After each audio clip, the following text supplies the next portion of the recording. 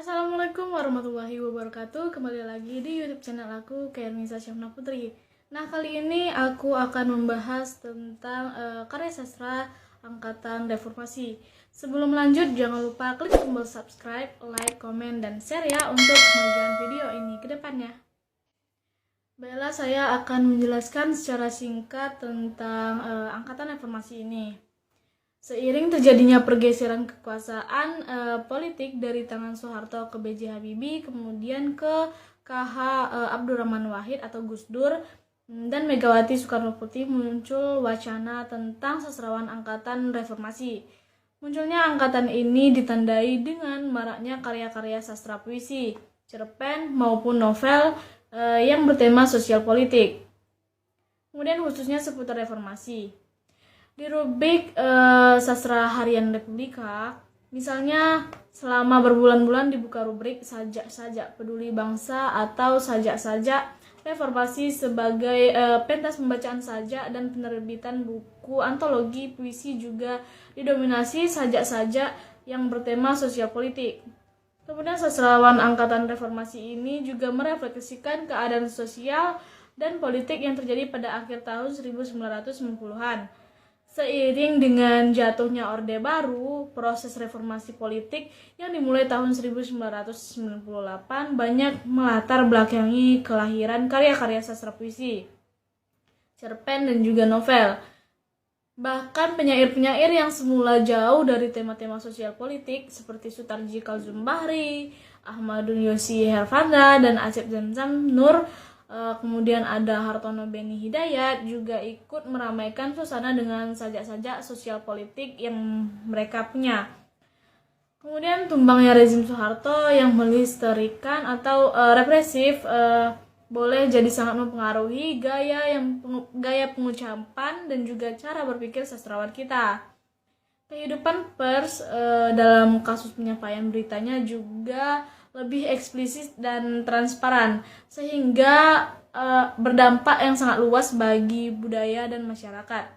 Ruang gerak masyarakat pada awalnya selalu dibekap dan terganjal oleh pemerintahan Orde Baru yang represif itu tiba-tiba memperoleh saluran kebebasan yang lebih leluasa. Kesusastraan seperti berada pada sebuah pentas terbuka dan luas. Di sana para pemain boleh berbuat dan melakukan apa saja. Nah, setelah wacana tentang lahirnya sastrawan angkatan reformasi muncul, namun tidak berhasil dikukuhkan karena tidak memiliki juru bicara. Kori Layun Rampan pada tahun 2002 melempar wacana tentang lahirnya sastrawan angkatan 2000, yaitu sebuah buku tebal yang diterbitkan oleh Gramedia, Jakarta tahun 2002. 100 lebih penyair, cerpen, novelis, dan kritikus sastra dimasukkan Kori ke dalam angkatan 2000. Termasuk mereka yang sudah mulai menulis sejak tahun 1980-an seperti Afrizal Malna, Ahmadun Yosi Herfanda, dan Seno Gumiro Aji Dharma, serta yang muncul pada akhir tahun 1990-an seperti Ayu Utami dan Dorothea Rosa Herliani. Ada beberapa peristiwa penting pada angkatan reformasi ini, yaitu yang pertama terbitnya jurnal cerpen tahun 2002 oleh Joni Aryadinata dan kawan-kawan. Kemudian yang kedua ada lomba sayembara menulis novel oleh Dewan Kesenian Jakarta tahun 2003. Yang ketiga itu ada Festival Seni Surabaya tahun 2005.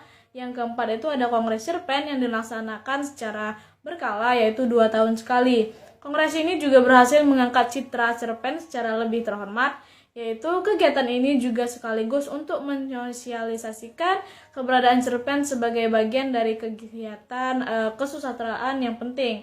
Yang terakhir itu munculnya cyber sastra. Nah, selanjutnya ada ciri-ciri angkatan reformasi, yaitu karya sastra angkatan reformasi ini. Yang pertama, isi karyanya itu sesuai situasi reformasi. Yang kedua itu bertema sosial politik, romantik, dan juga naturalis. Yang ketiga itu produktivitas karya sastranya lebih marak lagi seperti puisi, cerpen, dan juga novel. Yang keempat itu disebut angkatan reformasi karena tahun 1998 merupakan puncak dari angkatan 90-an.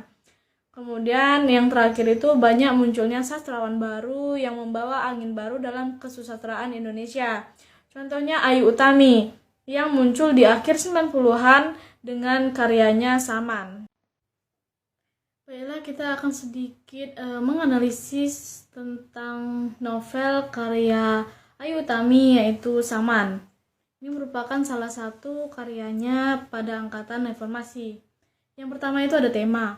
Tema dari novel Saman ini yaitu seksualitas dari perspektif perempuan yang masih tabu. Maksudnya itu dalam novel ini kisah yang diceritakan adalah banyak membicarakan masalah seks yang vulgar seperti bagaimana ketika tokoh Laila dan Sihar berada di hotel, kemudian Saman dan Yasmin berselingkuh. Kemudian ada tokoh dan penokohan. Yang pertama itu ada Laila bersifat lugu, penuh kebimbingan, tulus dan rela berkorban. Kemudian ada Sakuntala pemberontak. Kemudian ada Cok yang binal. Kemudian ada Yasmin bersifat pintar, nakal dan tidak setia. Kemudian ada Sihar tidak setia, suka memberi harapan palsu. Kemudian ada Rosano, atasan Sihar yang seorang yang ramah, manis tetapi angkuh. Kemudian ada Upi, merupakan orang yang mengalami keterbelakangan mental. Kemudian ada juga Anson, yaitu kakak Upi yang bekerja keras, yang matanya buta sebelah. Selanjutnya ada Ma Argani, yaitu ibu Upi yang baik hati. Ada Hasim Ali, yaitu sahabat dekat Sihar. Kemudian latar tempatnya itu pertambangan minyak, desa Prabu Mulih, kemudian New York, hotel, dan juga taman. Latar belakang novel ini adalah Indonesia pada tahun 80-an dan 90-an di masa rezim Orde Baru memerintah dengan otoriter.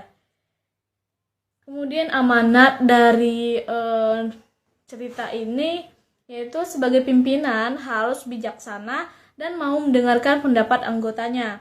Sebagai seorang suami juga harus setia terhadap pasangannya. Kemudian jangan memperlakukan orang yang keterbelakangannya itu dengan semena-mena. Selanjutnya bagi pemerintah untuk memikirkan nasib rakyat yang tertindas. Secara garis besar juga kita dapat melihat adanya suatu perjuangan, pengorbanan, keikhlasan sebagai amanat yang terkandung dalam novel Saman. Kemudian dari segi kebahasaannya ini, bahasa yang digunakan adalah bahasa Indonesia yang mudah dipahami karena merupakan bahasa sehari-hari. Hanya saja dalam beberapa kalimat yang ditemukan itu penggunaan bahasa kiasannya agak sukar untuk dipahami. Cukup sekian yang dapat saya sampaikan. Apabila ada kesalahan mohon dimaafkan. Wabillahi taufiq wal hidayah. Wassalamualaikum warahmatullahi wabarakatuh. Sampai jumpa di video aku selanjutnya. Dadah.